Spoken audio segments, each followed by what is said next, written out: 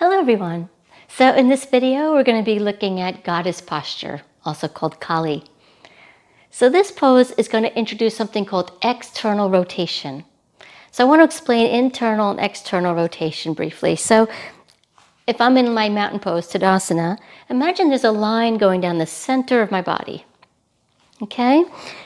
For outward rotation or external rotation, I'm basically moving away from that center line. So whether it's my arms or my legs, they're rotating away from the center line. This is external rotation.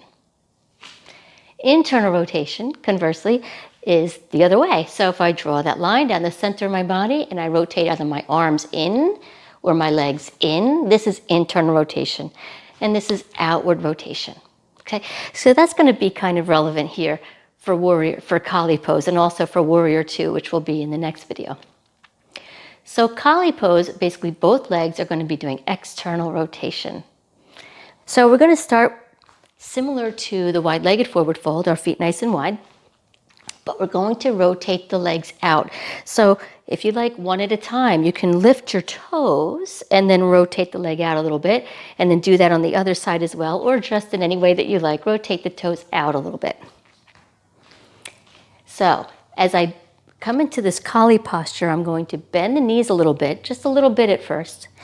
And then I really want to take a moment to feel my thighs externally rotating away from my center line. You might feel the glutes engage a little bit more, the outside of the hips and thighs just a little bit more, and you might feel the weight a little bit more in balance in your heel.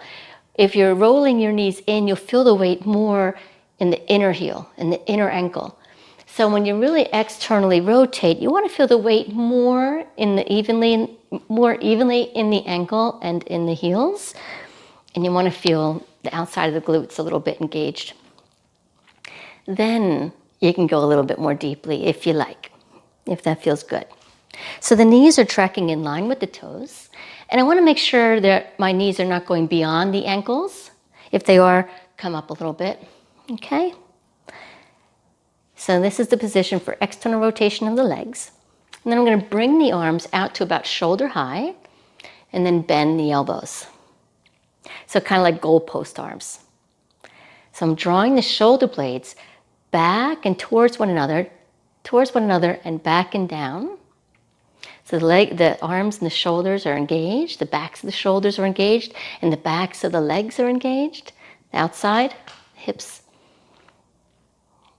Okay, so this is Kali, goddess posture. And then to come out, you straighten the legs, release the arms, take the toes to face forward, and then come back to mountain pose. So in the next posture, or the next practice, we're going to be looking at warrior 2, also called Virabhadrasana 2. And that will have internal rotation and external rotation. Okay, so thank you so much.